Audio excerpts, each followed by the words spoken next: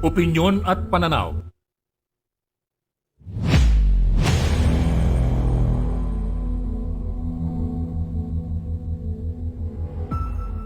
Opinyon at pananaw.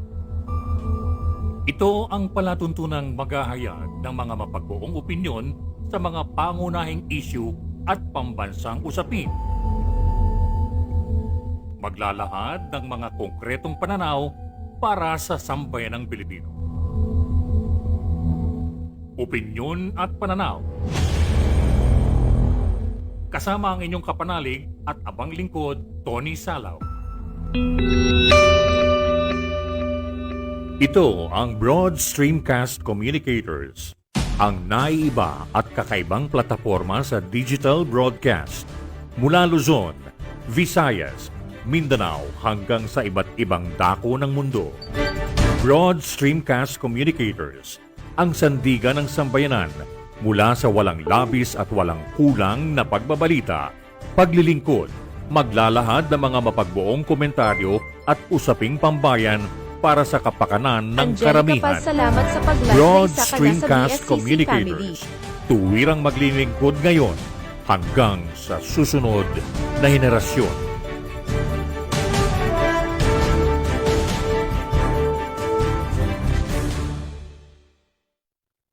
Okay, yan. We're back. Naayos na ba? Yan. Alam mo niyo kapag medyo nagkakawindang-windang yung ating signal, yung ating audio, napakahirap po, ano? Mahirap din kasi kapag Eve M. Ramos, salamat sa pag-like na isa ka na sa BSCC family. mahirap din kasi nagngangangaw ka na distorted yung audio mo. Hindi, sayang lang, ano? Hindi ka mapapakinggan, hindi maintindihan yung sinasabi mo. Ano, itutuloy ko lang po yung sinasabi nitong si Peter Wallace, no? Na dito sa kanyang column sa Inquirer, no? Yung sinasabing 68%, ito yung bilang ng mga Pilipino na hindi pa hintulutan yung kanilang mga sarili na ma-inoculate ng bakuna. So ito yung bilang na nag-preclude na siyang ma-attain yung herd immunity na kinakailangan natin. Ngayon, yung pinakamataas na bilang ay nalikha Josephine Roquero, sa salamat sa pamamagitan ng pag-like na isa ka tinatawag na sa BSCC family. na hysterical unproven reaction dito sa Sanofi na sinasabi nga nitong Food and Drug Administration na ito nagkaroon at nadiskubre na mainam subalit hindi ipinaturok sa mga tao na kung saan na wala namang dengue. So ito na yung sumunod do sa mga recipient matapos yung phase 3 trials. So ito hindi papatay sa kanila. Ito lang ang siyang magtataas ng pag-asa na magkaroon ng tinatawag na malalang reaksyon. At maaring ituran din na itong vaccination campaign nasa mataas na endemic area. Ang ibig sabihin na kung saan nangangahulugan ng karamihan ng mga bata ay meron ng dengue. So ito, magkaganon man, naging dagok doon sa wild claim na itong Dengvaxia ang siyang pumatay sa mga bata. So, hindi naman ito, nung 3 taon lang nakalipas, wala namang patunay na at napag-alaman na anumang seronegative, yung mga hindi nagkaroon ng dengue dati. So, yung nangamamatay dahil nga sa Dengvaxia, wala naman. So, ito ay nauwi dito sa FDA na sinuspindi ang lisensya para dito sa Sanofi na magbenta ng droga dito. Ang Dengvaxia po ay ginagamit sa 20 mga bansa na kung saan talamak yung dengue na walang naging ill effects at certainly walang ikangay bakuna na nakapag-induce ng pagkamatay. So napatunayan na ito ay ligtas. Ay ang kasamaang palad po, ang siyang tumakot at nagsilbing ika nga yung nahintakutan nga yung mga ina na itong kanilang mga anak ay mabakunahan para sa anumang potential illness, hindi lamang dengue. Subalit yung mga mamamayan sa kabuuan din at yung acceptance ng vaccination ay bumagsak ng 93%, from 93% naging 32%. So, ang pinaka-particular upsetting dito yung tinatag na measles o yung tigdas. At itong tigdas ay nakamamatay ding sakit nito. At kung ilan daang mga bata ang siyang namatay dito dahil nga ang ayaw ng mga nanay na pahintulutan yung kanilang mga anak na mabakunahan. At kung marirecall ho ninyo, noong 2018, ang Department of Health ay nagulat ng may 18,400 cases mula lamang sa dating 2,400 noong 2017. Mula January 1 hanggang February 23, 2019, ang Health Department ay inulat na nagkaroon ng 203 mga nangamatay. So yung vast majority po dito na mga namatay hindi kumbaga sa hindi na doon sa mga bata. Ngayon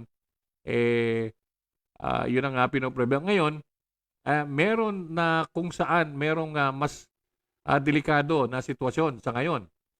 At napag-alaman na mahigit sa 12 Pilipino ang siyang namatay mula sa COVID-19. Probably, mas marami yung bilang nito kung ito'y magpapatuloy na tumaas hanggang sa marating natin yung herd immunity sa pamagitan ng pag-inoculate ng at least 70% ng ating populasyon. So, hindi natin makakamit ito unless yung mga nag-iisip para sa mga mamamayan natin mababago. Sa totoo lang, ayon dito kay Peter Wallace, ang kinakailangan ngayon yung malawakang PR campaign. Ang ibig sabihin, public relations campaign para bigyan diin yung kaligtasan nito mga bakuna na kung saan ito ikakawing doon sa mga nangyari dyan sa dengue vaccine na kung saan ay ligtas. Katulad ng ibang mga bakuna na inaprubahan itong Food and Drug Administration. Ito po yung sinabi natin. In fact, for the past 2 days, nabanggit na ho natin ito sino bang dapat magsagawa nitong tinatawag na info dissemination, hindi ba? Yan yung tanggapan na pinumumunuan ho naman itong si Ginoong Martin Andanar. Pero ang pinagtataka ho natin, hindi lumulutang. Mas inaaksaya nila yung panahon kapag lumabas sa TV itong si Ginoong Harry Roque, ilang piraso lang na mga miyembro ng Malacanang Press Corps ang tatanungin niya, sasagutin niya, minsan tinatanggalan ng audio yata. Ayan. At pagkatapos po-focus kapag medyo merong statement ang ating pangalawang Pangulo. At talagang babarahin lahat ng panlalait, lahat gagawin na. So doon ang focus nila. Imbis na sana i-focus yung gampanin ng kasalukuyang liderato dito sa ating dinadanas. Hindi ho natin sinasabing totally na hindi nakafocus, pero mas mahabang oras yung sinasayang. Bakit hindi nyo ba matanggap? Inihilal ho yan ng ating mga kababayan. Nababalot ba ng insiguridad or whatever? Hindi naman dapat hindi nyo nga binigyan ng pagkakataon niya na di ba? Solo flight yan.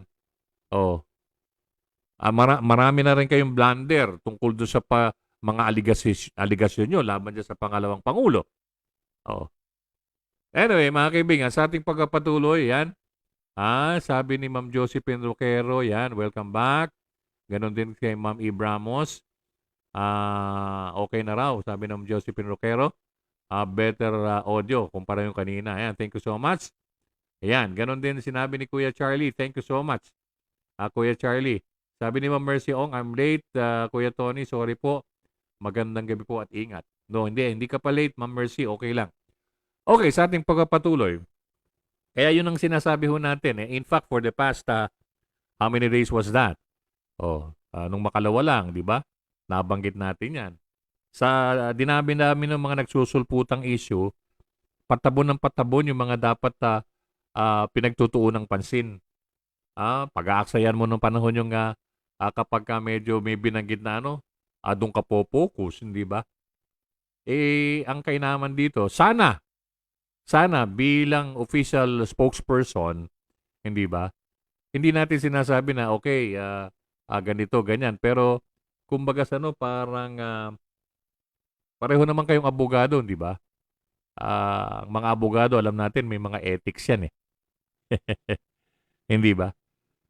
Ang posisyon niya, mas mataas kumpara sa posisyon mo. So, dapat alam mo yung dapat mong kalagyan pagdating sa pagkukomento o pagdating sa ano. Para, I mean, kung binigyan ka ng blanket authority para magngangal-ngal ng patungkol dyan, wala nang problema pero kinakailangan dito etiketa. Hindi ba? Kung iniisip nyo, plus factor sa inyo yan, hindi, minus factor yan.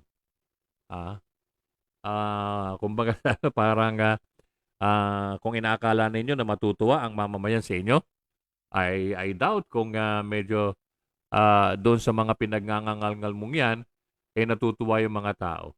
Hindi. I'm telling you the truth, hindi. Imbes na karagdagan para hangaan kayo, hindi. Kabawasan yan. Kabawasan yan. Ha? Kaya, yun ang magiging problema. Okay? Sa ating pagpapatuloy, ito namang mamaya ibabahagi ho natin. Hiniling ho ng local governments na parusahan sa paglabag at yung mga lumalabag sa health measures. Ito yung sinasabi ng DILG. Mamaya i-share ho natin ito. May sinasabi si Kuya Melito Rodelio Militante. Sir Tony, 4 na retiradong pulis at sundalo kasama kong nanonood ngayon sa programa nyo. Wala daw kasi silang gadget. Kaya nakikinood na lang daw dito sa akin. No problem. Okay lang. Basta't yung mga natutuwa naman tayo dyan sa Josephine D. mga... Rainbon, salamat sa pag-like the isa ka na sa BSCC family. Natutuwa naman tayo dyan sa mga retired policemen and soldiers na nandyan sa iyong baluarte, nakapagretiro na sila ng maaga at hindi na nila inabot yung takbo ng utak ng mga aktibo ngayon sa serbisyo. Kaya sinasaluduhan ko yan at siguro pwede na rin silang makatulong. Halimbawa, siyempre, mga retirado na sila, pagsabihan nila yung mga aktibo sa serbisyo. Mercy Ong, salamat sa Di pag-like ba? the isa ka na sa BSCC family. Nasa saligang batas naman natin di ba? Kung kumbaga sa yung tungkulin ng ating mga nasa Philippine National Police, to serve and protect. Hindi yung tinatawag na pagka may sinabing kill, kill, kill, patay kayo ng patay. Hindi ganon. Siguro, malaki maitutulong nitong ating mga retired policemen and the soldiers, no? Na medyo ilagay sa tamang dahil siyempre, yan, katulad yan, mga retirado yan, di ba? Masakit para sa kanila, yung naririnig na, mga pulis ko kayo, mga sundalo ko kayo, busog na busog kayo sa akin. Wala kayong gagawin kundi sundin nyo ako. Di ba? Pero, nasan yung esensya doon nung tungkulin na inyong pinanumpaan? Di ba? Sa taong bayan. Sinong dapat yung protektahan? Ang taong bayan, di ba? Ang sambayan ng Pilipino na nagpapasahod sa inyo. Siguro naman batid yan ng mga retired policemen at soldiers na nandyan sa iyo. Maligayang panonood po doon sa ating mga retiradong pulis at sundalo. Habang nakatugay guys, si Ma'am Mercy Ong, sabi ni Kuya Charlie, bawal na ka, Tony, ang public display of affection ng mga couples at families sa pampublikong lugar. Alam mo, Kuya Charlie, siguro ito yung sinasabi mo, ito yung patungkol dito sa pinaslang, di ba? Diyan sa Calabarzon area. Tama ba? Oo. Siguro para dahil ang nangyayari diyan para matabunan at ma-focus sa iba. At siyempre kapag ganyang medyo ganyan ng hindi ko malaman Ako nagugulumihanan din Dahil imbes na i-appreciate or medyo gumawa ng kaparaanan para tingnan sa aspetong positibo, tinitingnan doon sa negatibong ano. So, ito nga sinasabi ho natin eh. Ano bang nagiging dahilan para sa isang nilalang na magalit at ika nga mabalot ng pagtatampo ng wala sa lugar? Unang-una, kung ikaw naman ay edukado, mataas ang posisyon mo sa gobyerno, pinagtiwalaan ka ng sambayan ng Pilipino, wala akong makitang dahilan para mabalot ka nung tinatawag na ah, insecurity. Okay?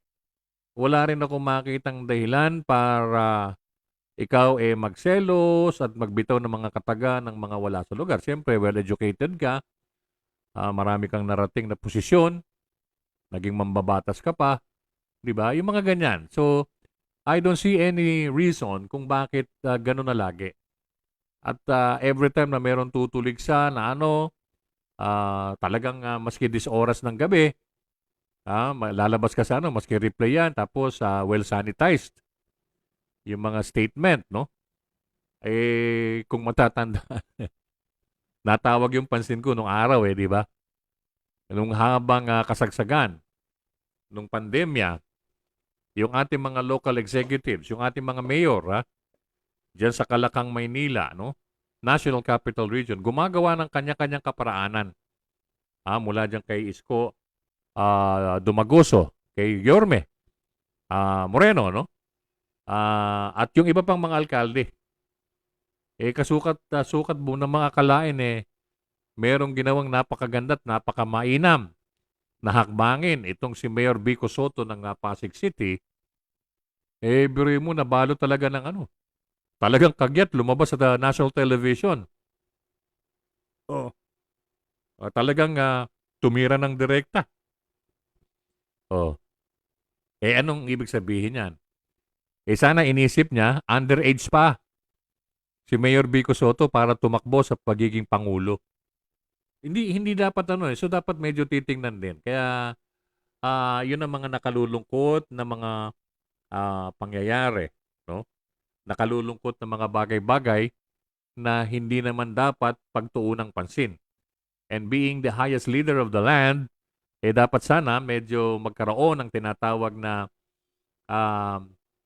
ang nangyayari kasi sa atin, sa totoo lang, wala nang check and balance Basta kung ano yung ninanais nila, sige lang, ganun, ganyan. Total, by tomorrow, may puputok na namang usapin May puputok na namang issue. Huwag kayong mag-alala. Meron akong papuputokin ano rito. I mean, sila rin magkikreate. Pagkatapos nun, mabubuking mo na peking balita pala para maiwasan lang na mapokus yung mga tao dito sa mga unang pinalabas ninyo. Kaya, dun lang sa statement nitong yung tagapamuno ng PNP, di ba? Sasabihin, ambush. Sasabihin, ganun nga. Shootout, hindi ambush ang nangyari. Bakit nakabonet yung mga, di ba? Binalikan pa yung alkalde. Si Mayor Aquino, binalikan pa. Tinadpad, ang daming pumasok na bala sa katawan. So, hindi ba? Pero anyway, sabi naman nung anak, tukoy na raw. Tingnan natin. Kaya nga, ang ano rito, dapat medyo maging maingat. At hindi natin niaalis, no, na ipagtanggol mo yung mga tauhan mo sa tama. Pero kung mali, ika nga may nanggagaling na tinatawag na green light signal mula sa taas, that's a different story. Kaya nga sinasabi natin kawawa yung kaya nga yung mga nanonood dun sa baluarte ni Kuya Melito Rodelio Militante, malaking pagkakataon nyo para maski pa paano masabihan nyo yung mga junior officers or ika nga yung mga aktibo sa serbisyo. Sa ngayon, alam nyo yung pangaral ng tatay sa anak. No? Parang ganun lang. Para nang sa ganun, hindi naman sila maligwak. No? Hindi sila magamit. At huwag nilang hayaan na gamitin ang kanilang mga sarili sa mga maling gawain. Diba? Okay? Magpapatuloy tayo. Sabi ni Kuya Charlie Fry, lahat talaga ng kalukuhan handang gawin. Mapagtakpan at huwag lang mapag-usapan. ang mga tunay na problema ng bayan. Handa silang tawaging mga hangal, tanga, walang alam, at mangmang. Basta wag lang mapansin ng taong bayan ang tunay nilang mga ginagawa at pinagkakaabalahan sa loob. Anything for the sake of their pockets. Tanga-tangahan para sa sariling ekonomiya. Natural. Alam mo ba kung bakit, Kuya Charlie? Ha? Siyempre, itong mga ito, wala silang kasiguruhan na susuportahan sila sa resources pagdating sa 2022 elections. Di ba? Siyempre, kung ako man ang kasalukuyang ibibigay ko yung resources ko, yung tinatag na logistic support para sa kabuuan, national, kesa dito sa mga lokal. Yun naman ang magiging problema. Kapag ganyan ang ginawa, matinding problema yung kalalabasan niyan. Anyway, mamaya magbibigay ho tayo ng kakaibang anggulo patungkol dyan. Sabi ni Kuya Charlie Fry, trilyon ang inutang na salapi for COVID response, tapos pagbabawal lang ng PDA ang kayang isuggest na solusyon sa COVID. Yun nga ang masakit Di ba? Yun ang nakakalungkot. Kuya Charlie? Imagine, trilyon yung loan. Bakit? Sila ba magbabayad yan? Hindi ba taong bayan din? Sabi pa niya, after the massacre sa Calabarzon, nasabi ko na sa sarili ko, may susulpot na bagong pagtatawanan. Eto na nga, yung PDA, husay talaga nila. Yan ang sinasabi. Actually, ilang beses na natin pinauulit-ulit ito yung mga ganitong Kapag halimbawa, medyo nasusukol na sila at medyo nando na sa bingit ng pagkakabuking. Gagawa at magkikreate yan ng panibagong para hindi mapansin yung kanilang kapalpakan.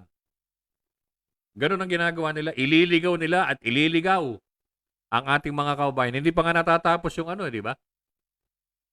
Yung appropriate investigation na inilunsad nitong National Bureau of Investigation, di ba? Pagkatapos may pinalutang na naman silang dahil malapit ng mabuking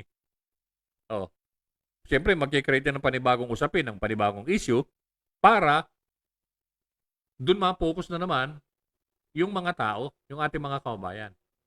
Pero ang pagkakamali nila, hindi nila alam na marami po na mulat na at kumbaga sa parang naging mapagmatsyag ng mga kababayan tayo. Hindi na uubra yung sunod-sunuran na lang kung ano yung nila. Ako, Sus Mariosep. Ayun, okay. Okay, may panibago rito. Okay.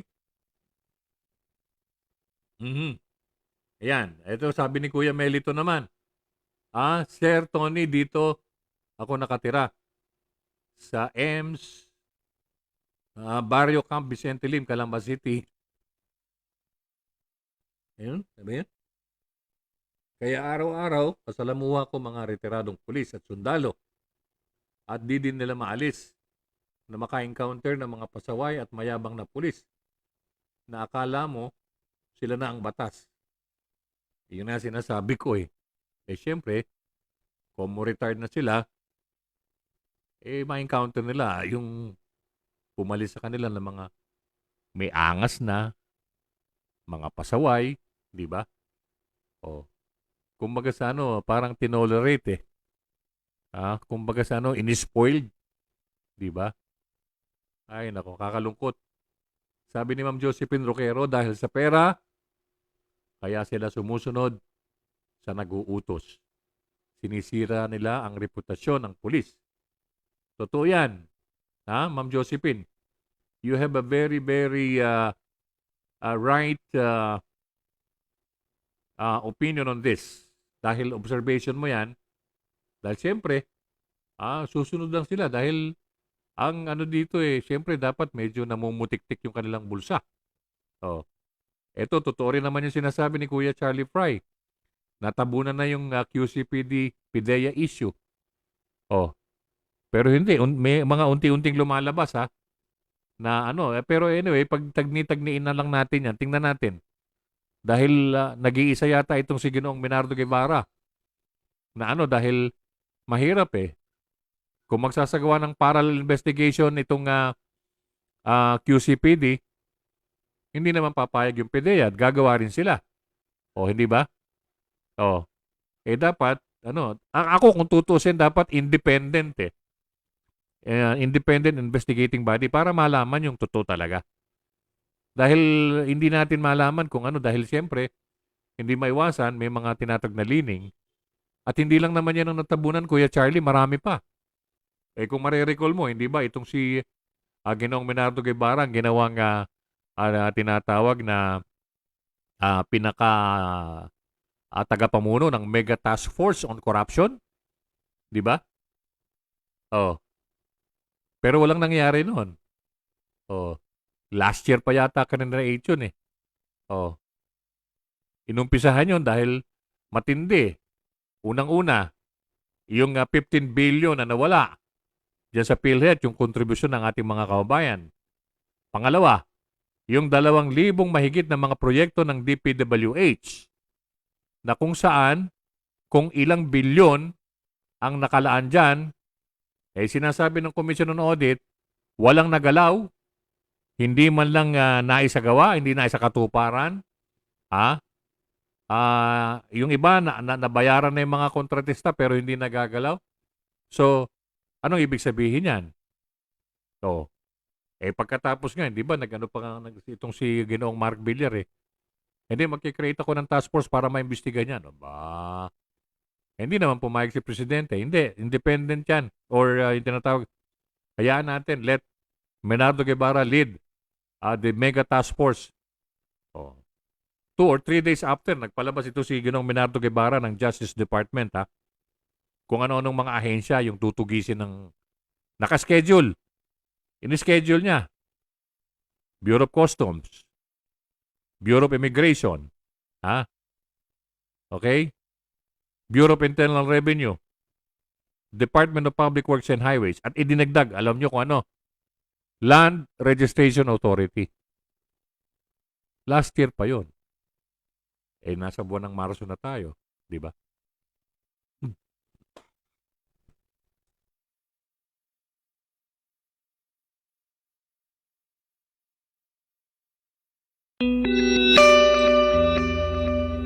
Ito ang Broad Streamcast Communicators, ang naiiba at kakaibang plataforma sa digital broadcast.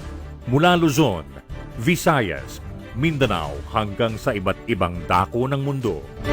Broad Streamcast Communicators, ang sandigan ng sambayanan mula sa walang labis at walang kulang na pagbabalita, paglilingkod, maglalahad ng mga mapagbuong komentaryo at usaping pambayan para sa kapakanan ng karamihan.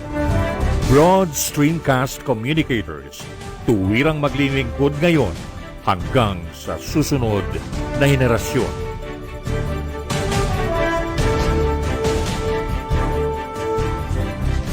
Opinyon at pananaw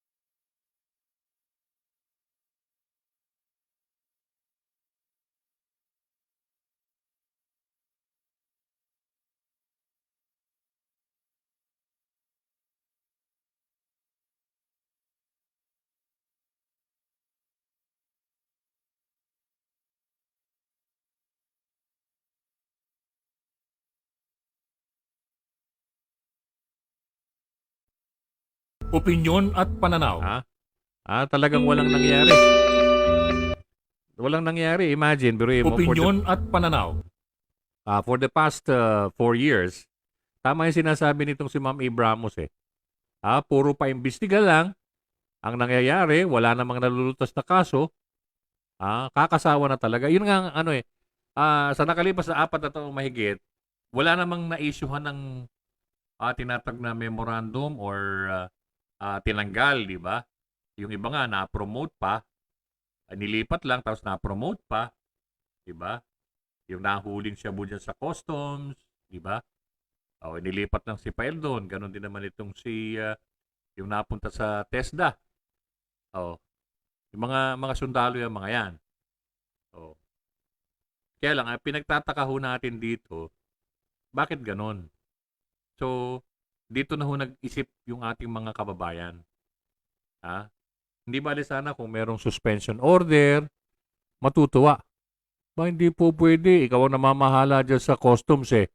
Bakit mo hinayaan na may makalusod dyan na alam mong galit na galit ako sa droga? Diba? Dapat ganyan. Diba? Alam mong ayaw ko, under my leadership, ayaw ko ng na may ganyan. Galit ako sa pinagbabawal na gamot. Pwede naman niya sabihin sa madla yun, diba? Sa publiko, pero hindi naman nangyari yun. Inilipat lang, pinromote pa. Sabi ni Ma'am Angelica Paz, dami pa pong unsolved issues na dapat ay ipaalam sa taong bayan ang mga status. Yun nga, Ma'am Angelica eh. Hindi ho pinapaalam. Hindi ho ina-update. Di ba? Halos araw-araw. Pag nagsasagawa tayo ng pagsasimpapawid dito, wala namang update na binibigay eh. Di ba? Basta't magbabago lang sila ng usapin para makalimutan yung existing na yun ang nagiging talk of the town. At pagkatapos, syempre, ang ating mga kabayan naghihingi ng latest update. Pero wala naman, walang nangyayaring ganyan. Sana po, together with the COVID updates, bigyan din ang publiko ng impormasyon tungkol sa mga major pending scandals tulad ng sa PhilHealth, yung paglilitis kay Nuesca at iba pa. Ito, hindi na rin natin malaman kung ano na nangyari dito kay Nuesca eh. Siyempre, ayaw naman nating sabihin na kumbaga sa anong tawag dito, yung may mga tricycle sa ulo. Hindi ba? Hindi naman ho nating ang inaano lang ho natin, bakit ganyan? Nagkaroon ng tinatawag na pero ano na nangyari? Di ba? Nakamit na ba ng pamilya Gregorio yung katarungan na inaantabayanan nila? Di ba? Wala na rin tayo nabalitaan dyan eh. Yung sa PhilHealth naman, sinasabi, nakapag-liquidate na raw. Ayon dito kay Ginoong Dante Guieran. Pero dapat ito, tingnan ulit ng Commission on Audit kung gaano katotoo. Baka mamaya nagga-grandstanding lang, nagpapasikat lang. Talagang pinoproject niya na magaling siyang NBI director dati. Di ba? Hanilet Peñasco says salamat Kaya, sa pag-like yun na ang isa ka dapat, na sa medyo BSCC family. amating na ng husto. Okay? Yan. Magpapatuloy tayo sa ating pagpapatuloy. Meron na po tayong 1 minuto na, 8 segundo, lumilipas sa alas 7 ng gabi. Ayan, at medyo lalampas na ho tayo muna ng bahagya.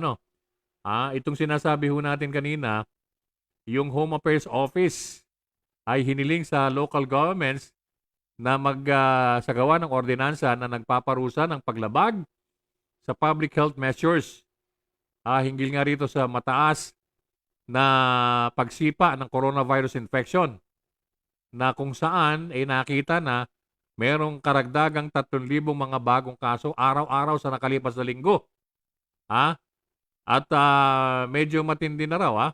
Yung COVID cases ay napunta sa mga pag-lockdown ng local lockdown sa Metro Manila with at least meron isang syudad na kinukonsidera na nabawasan ng kapasidad yung sa public places at 2 iba pa na nagpataw na ng nighttime curfew para ma-reduce yung paggalaw ng mga tao. Ngayon, itong mga opisyal, sinisisi yung pagputok dito sa mga kaso doon sa hindi pagsunod doon sa minimum health measures sa pamamagitan ng quarantine wary people na kung saan matapos ang isang taon nagpataw po ang Pilipinas na isa sa mga pinakamahigpit na lockdown sa buong mundo. Kasunod po yung global spread ng SARS-CoV-2. Ito yung bagong coronavirus na lumikha ng severe respiratory disease, COVID-19. Ngayon, ito po ang mungkahing ito ay mula sa Department of Interior and Local Government. Ano ho? Actually, hinahanap po ng ating mga kababayan itong si Ginoong Eduardo Ano na sundalo rin to dati. Ito yung kalihim ng DILG. Yan. Pero sabi magpapahinga lang daw. I think that was January. Mga February, babalik na raw siya. Marso na, wala pa. Hindi ho natin malaman. Pero ang lagi nakalutang na lang dito sa telebisyon, yung si Ginoong Jonathan Malaya. Asik ba yun o Yusek? Yun ang ngaw-ngaw, salita ng salita. Well taken, walang problema doon. Sana tingnan din naman, nagkaroon ka ba ng tinatawag na kung babalikan mo yung kasaysayan, naging performance ng DILG bilang kasali doon sa Interagency Task Force, nagkaroon ka rin ba ng pag-alam o pagsasaliksik doon sa naging maling sagwan o yung kanya-kanyang sagwan itong di ba? Medyo nakita mo ba yung mga palpak na statement ng DILG pagdating dito sa mga sinasabing protocol, di ba? Yun, dapat medyo rin, katulad yan, magsasagawa ng ganito, tapos may mga statement na ganito. Siguro, balikan mo muna yung at pagkatapos, saka ka magsagawa ng ganyang ng pahayag o kung sino man ang magkakatuwang dito sa DILG, gawin ho ninyo yung nararapat, hindi sa pamagitan ho ng magugulumihanan yung ating mga kababayan. Dahil may track record na Instead na matuwa, nainis pa yung mga kababayan natin, di ba? Babalik na naman natin. Yung motorcycle barrier, di ba? Tama ba yun? Di ba DILG yung dyan? Nung itinest yan, yung malaking electric pa lang iniharap doon sa mga nagmumotorsiklo. Ano sabi ng mga Motorcycles Association? Hindi obra yan, magkakaproblema, prone sa aksidente yan. Pero hindi nakinig, di ba? Pinagastos yung ating mga kabayan, maski may pandemya, pinagastos ng 1,800 hanggang 2,500. Yung motorcycle barrier. Hindi pa sila na ron, di ba? Talagang matindi yung paghihigpit na ginawa, di ba? Dapat, ang magkaangkas lang, dapat mag-asawa. Pagka tinawag yung pansin mo sa checkpoint, mag-asawa ba kayo o nasan yung marriage contract nyo? Mga ganun na, di ba? Pero hindi rin nagtagal yun di ba? Hindi rin nagtagal yun. Pagkatapos nun, ibinalik na rin yung So, ibig sabihin, pinagastos mo lang yung mamamayan sa kabila ng hirap na dahil nga sa pandemyang kinakaharap natin. Ngayon, kung nagsagawa ng tamang hakbangin, hindi ho natin sinasabi na naging palpak sila all throughout, totally, naging palpak sila. Hindi ganon. Sinasabi lang ho natin, since February, last year, sino yung una nagpakawala ng statement dito? Siyempre, ang kalihim ng kagawaran ng kalusugan sa katauhan itong si Francisco Duque III. Sinasabi niya, as early as February 1, February 2, nagpalabas na ako ng memorandum dyan na walang pwedeng papasukin galing from other countries. Particular dyan daw sa China. Kung totoo yan, bakit sa nakalipas na 2 linggo sa buwan ng Pebrero, kung ilang libong mga nakapasok dito na mga incheck, diretsong pogo. Di ba? At pagkatapos, yung 25,000 na mga incheck din na dito magre-retiro. Dito gagawin yung kanilang retirement. Oh. At pinagbibigyan yata ng trabaho diyan sa DPWH sa mga proyekto. Ang problema naman, ah, yung mga kababayan natin ang walang trabaho. Oh, ilang figure ang lumabas nitong makalawa lang na walang trabaho. Kababayan natin yan, ha? Oh. Hindi ba nakakalungkot? Sinasabi lang ho natin, binabalik tanawan lang ho natin yung mga nangyayari, Nalito Rodelio Militante, salamat sa pag-like the isa ka na sa BSCC family. yung mga nangyari nung nakalipas. Para nang sa ganun, kami naman ho dito, hindi ho kami magsasawang balikan para at least malaman ng ating mga kabayan dahil halos every other day, pinapalitan nyo yung usapin eh. Di ba? Or 2 days after or 3 days after, papalitan nyo pagka medyo malapit na medyo nandun na sa lundo ng pagkabuking at nabubuking na ng unti-unti doon sa tinatag na pinagkaitan nyo ng katarungan, yung mga naargabyado. Di ba? So, kaya yun ang ginagampanan ho namin dito. Babalik at babalikan ho namin to para nang sa ganon, magsilbing pampukaw kaisipan dito sa mga nasa poder ng kapangyarihan. And at the same time, para ma-update yung ating mga kabayan at para ma-recall nila.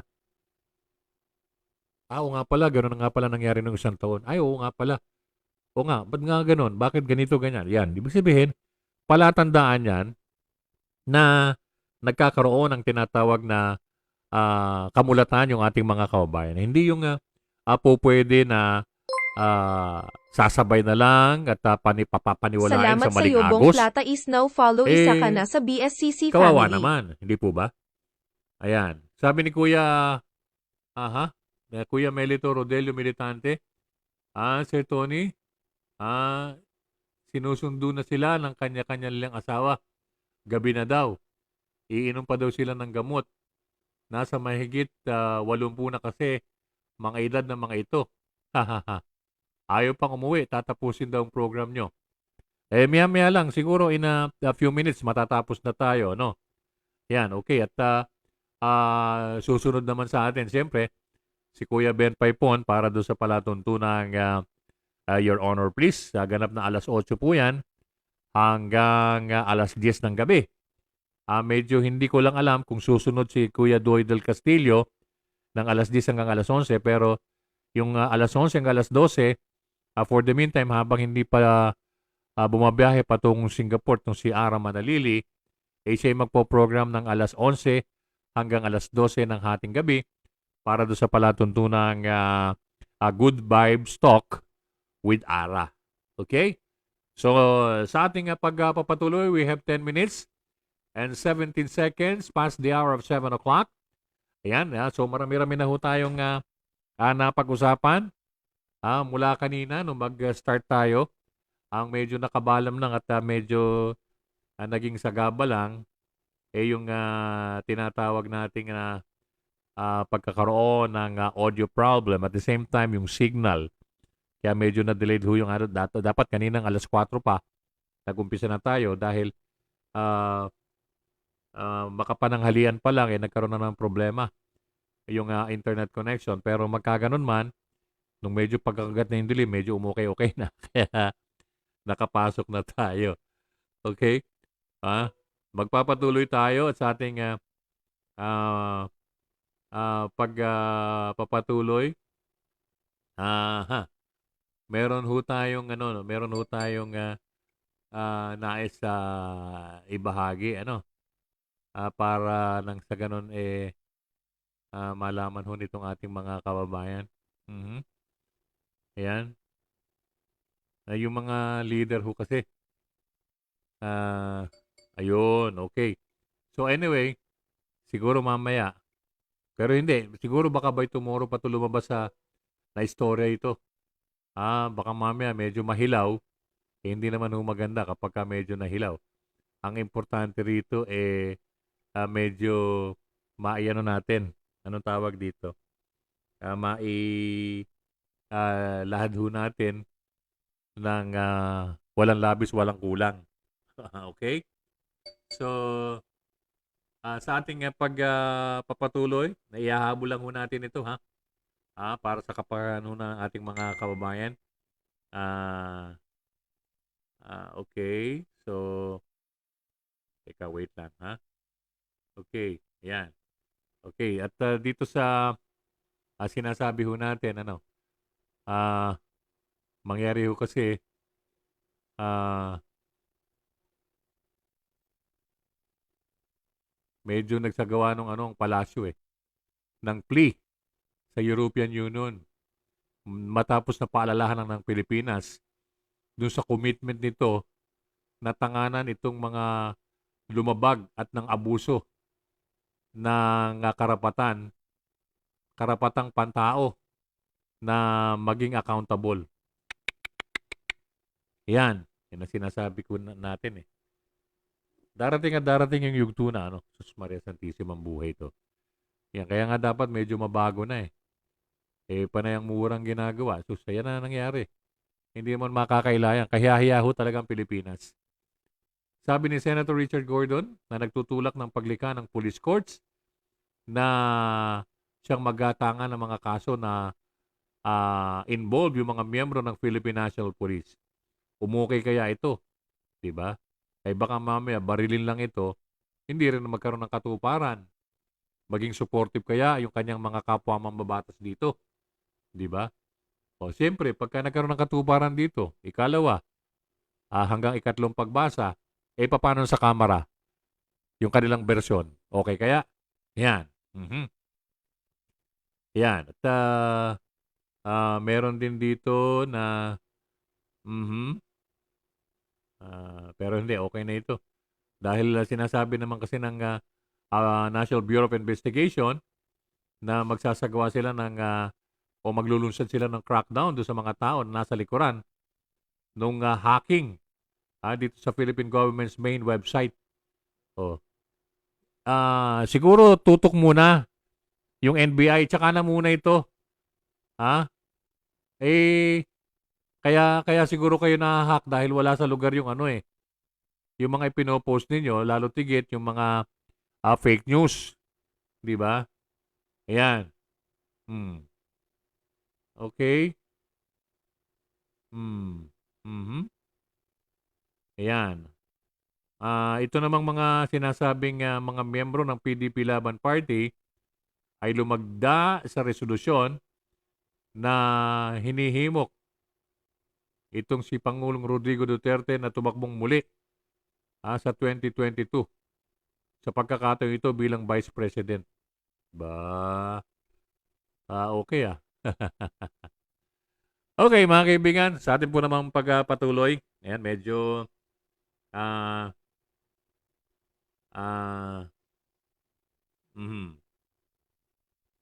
okay. Okay, sandali lang at meron pang pahabol si Kuya Melito Sabi niya, ang isa pang problema ng mga retired AFP at PNP, yung kanilang mga differential, naging diferensya na daw. Bakit hindi naasikaso ito? Di ba? Bakit hindi dahil siguro consistent lang yung follow-up, 'di ba? Hindi nila po pwedeng pabayaan doon dahil lang makikinabang nito yung mga, 'di ba? Siguro gawin lang ganon Kuya Melito, no? Huwag silang magsawang mag-follow up dahil hindi po pwedeng pabayaan na lang nila ito. Kanila ito hard-earned money ito yung salary differential, 'di ba? Oh, talagang isinugal nila yung buhay nila rito tapos biglang magkakaroon ng diferensya. Hindi pwede yan. Okay? So mga kaibigan, tayo po magpipinid na muna ng tabing for the meantime. At medyo papasalamat tayo doon sa mga nakibahagi at talagang nagtiyaga dito sa ating sinagawang pagsasimpapawid. Ngayon po namang araw nito ng Webes. Thank you so much to those who keep on supporting us here sa Broad Streamcast Communicators, particular dito sa Opinion at Pananaw. At tulad ho ng madalas namin po ulit-ulitin, please like and share. And at the same time, subscribe na po kayo dito sa dahil meron ho tayong YouTube account, no? Subscribe lang po. Pakiclick po. Pag may nakita kayong tapos subscribe, pakiclick lang po yon. Okay? Malaking bagay na po yon. Okay? So mga kaibigan, sa ngalan po ng lahat ng ating mga nakasama, nakahalubilo, at nakakwentuhan, ayan, nakabahagi sa kabuuan ng ating pagsasipawid. Sa ngalan po ng ating technical director na si Gino Salaw, ito po naman ang inyong abang lingkod. Kuya Tony Salaw, nag-iwan ng isang makabuluhang gabi at naway laging sumati ng pagpapala ng dakilang lumikha. Magandang gabi po.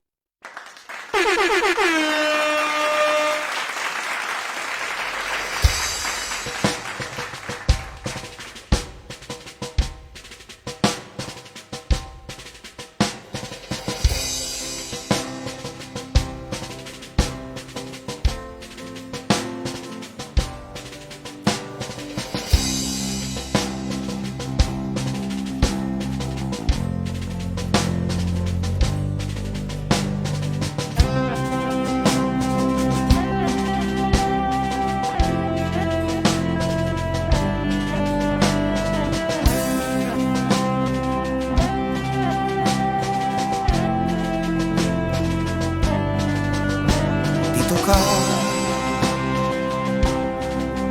nagmula sa isang lahing malaya, marangal, matapat, payapa. Di ka dapat maparuhara.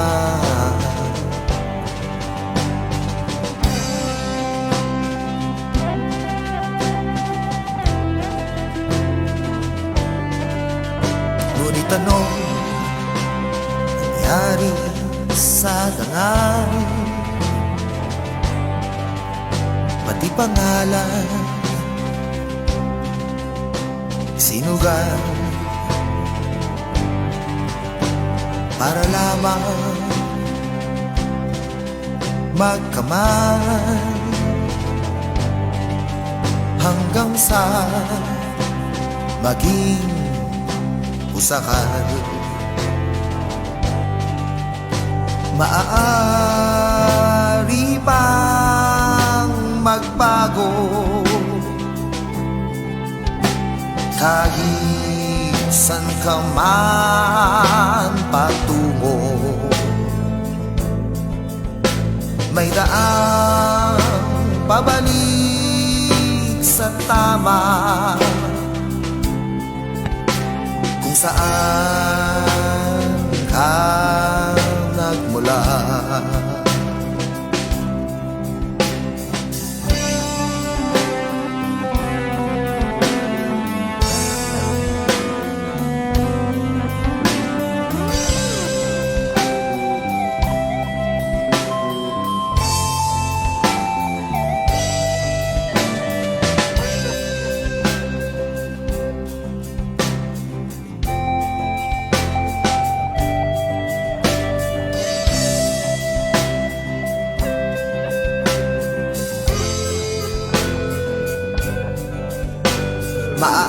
Maaari bang magbago kahit san ka man patungo? May daang pabalik sa tama kung saan ka nagmula.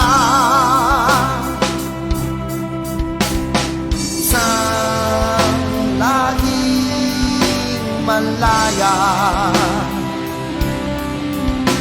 matapat, marangal, payapa. Ngayon na ang simula, isang laging may laya, matapat, marangal, dakila. Dito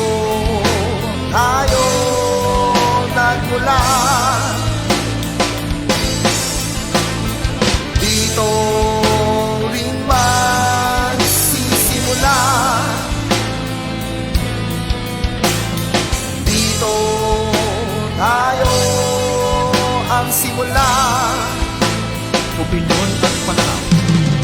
Oo, dito ang simula.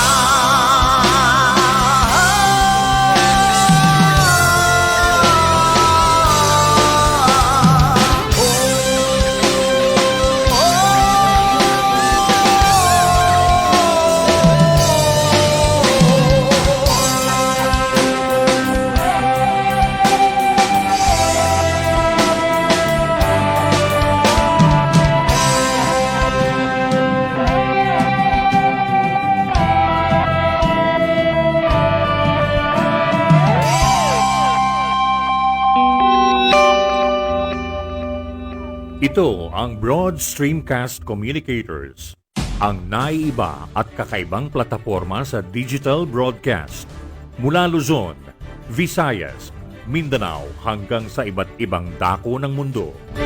Broad Streamcast Communicators, ang sandigan ng sambayanan mula sa walang labis at walang kulang na pagbabalita, paglilingkod, maglalahad ng mga mapagbuong komentaryo at usaping pambayan para sa kapakanan ng karamihan. Broad Streamcast Communicators, tuwirang maglilingkod ngayon hanggang sa susunod na henerasyon.